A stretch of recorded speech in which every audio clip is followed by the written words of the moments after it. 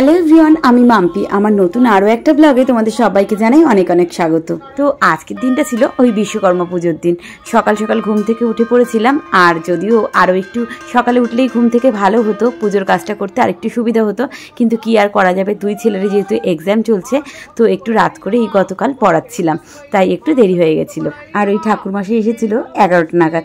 তারপরে আমি তো সবটাই জোগাড় করে রেখেছিলাম, আর যতটুকু কমপ্লিট করা হয়েছিল না ততটুকু আমি আর ঠাকুরমশাই দুজনে মিলে জোগাড় করে নিয়েছি। বাঙালির 12 মাসে 13 পার্বণ, সেটা তো আমরা সবাই জানি, কিন্তু তার মধ্যে আমার বাড়িতে কিন্তু এই 12 মাসে 13 পার্বণের প্রত্যেকটা পার্বণই মোটামুটি হয়, মানে ওই করার চেষ্টা করি। প্রত্যেকটা পুজোই তো ওপরে মানে আমার ঠাকুর মন্দির যে আছে সেখানে হয়, কিন্তু কিছু কিছু পুজো তার মধ্যে যেমন পয়লা বৈশাখের পুজো, বিশ্বকর্মা পুজোটা, এগুলো কিন্তু আমাদের দোকানেই হয়। যেমন আমাদের এই ডেকোরেটার্সের দোকান আর বিয়ে বাড়িতে বিশ্বকর্মা পুজোটা হয়, তেমনি কিন্তু আমাদের ফার্নিচারের শোরুমে হয়। আবার লক্ষ্মী গণেশ পুজো, ধনতেরাস পুজো, ওগুলো কিন্তু আমাদের ফার্নিচারের শোরুমগুলোতে হয়। তো পুজো তো প্রায় শেষের দিকে, আরতিও করা হয়ে গেছে। আর আরতি করার পরেই আমি কিন্তু এই পঞ্চপ্রদীপটা নিয়ে আমাদের সমস্ত দোকানগুলোতে একটু দেখিয়ে নিয়ে আসলাম।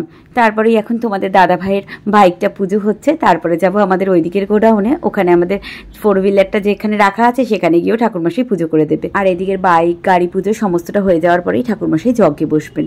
এখনই প্রায় 12:30 মতো বাজে, এরপরে আবার যজ্ঞ হবে। আর ভাবছি ঘরে গিয়ে আবার কখন রান্না করব। আজকে বোধহয় আর রান্না করা বাড়িতে হবে না, বরঞ্চ একটা কোনো খাবার অর্ডার করিয়ে আনিয়ে নেবো। এদিকে আবার ছোট ছেলেটার ম্যামেরও আসার কথা পড়াতে, ও তো আমার পাশ দিয়ে ঘুরপাক খাচ্ছে। আজকে যেন ওকে না পড়ানো হয়, কিন্তু কি করব বলো, পরীক্ষা তো সামনেই একদম। ওদের কিন্তু পরীক্ষার মাঝখানেই বিশ্বকর্মা পুজোটা পড়ে গেছে। আজকে বিশ্বকর্মা পুজোর ঠিক 3 দিন পর, আর আজকের দিনটা ছিল শুক্রবার। দিনটা তো ভালোই ছিল ভাসান দেওয়ার জন্য ঠাকুরটা। আর আমাদের বাড়ির খুব কাছে যেহেতু গঙ্গা, তাই জন্য ভেবেছিলাম যে এবার গঙ্গায় গিয়েই ঠাকুরটা ভাসান দেব। যদিও এর আগেও কিন্তু আমরা গঙ্গায় গিয়েই ঠাকুর ভাসান দিতাম, মানে বিশ্বকর্মা ঠাকুরটা, কিন্তু মাঝখানের বেশ কয়েক বছর গঙ্গায় আর যাওয়া হয়নি। তো আজকে যখন এই সোদপুর স্টেশন রোডের উপর দিয়ে যাচ্ছিলাম, মানে গঙ্গায় ঠাকুরটা ভাসান দিতে যাওয়ার জন্য, তখন দেখলাম বেশ জমজমাট, মনে হচ্ছে পুজো পুজো চলে এসছে। আর যদিও বিশ্বকর্মা পুজোটা আসলেই কিন্তু মনে হয় যে পুজো বোধহয় চলেই আসলো, কিন্তু সে যাই হোক, দুর্গাপুজো বাঙালির তো শ্রেষ্ঠ উৎসব, কিন্তু তার মধ্যেও কোথাও যেন আমাদের একটা মন খারাপ হয়েই রয়েছে, তাই না? আর তার মধ্যে আবার এই ঘাটে এসে দেখলাম বেশ অনেক ঠাকুরই কিন্তু ঘাটে এসে জমা হয়েছে, মানে ভাসানের জন্য।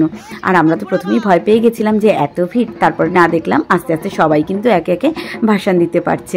তো ঠাকুরটাকে রিচুয়ালস মতো কিন্তু 7 পাক ঘুরিয়ে নেওয়া হচ্ছে, ঘুরিয়ে এবার ভাসান দিয়ে দেওয়া হবে। দিকে এরা তো খুব আনন্দ করেই ভাসান দিচ্ছিল, আর আমরাও যেহেতু তখন আনন্দে মত্ত ছিলাম, তাই কিন্তু আমার খেয়ালই করা হয়নি। বেশ ঠাকুরের সামনেই তো ঘরটা অনেকদিন ধরে থাকে, তাই না? সেরকম আমারও ছিল দোকানে। আর তারপরে তো তামার ঘরটা খুঁজে খুঁজে পাগল, কিছুতেই পাচ্ছি না। লাস্টে শুনলাম আমাদের একজন যে স্টাফ আছে ভরচাজবাবু, উনি কি করেছে, উনি ওই তামার ঘরটা সব কিছু সমেত ওই মানে প্যাকেটের মধ্যে ঢুকিয়ে দিয়েছে, ওটাও কিন্তু জলে ফেলে দেওয়া হচ্ছে। জানো, খুব খারাপও লাগছে, কি করা যাবে, আর একটা কিনে নেবো। আর আজকে বিশ্বকর্মা পুজোর তো অনেক দিন পরেই প্রায় ভিডিওটা ডাবিং করতে বসেছি, তখন মনে হচ্ছে ওই প্লাস্টিকটা দেখে ওটা যদি পাওয়া যেত তাহলে আমার ঘরটাও ফিরে পেতাম। আজকের ভিডিওটা তাহলে এই পর্যন্তই, আবার দেখা হচ্ছে পরের কোনো একটা ভিডিওর সাথে। ভিডিওটা ভালো লাগলে একটা লাইক করো, পারলে শেয়ার করো। সবাই খুব ভালো থেকো আর সুস্থ থেকো।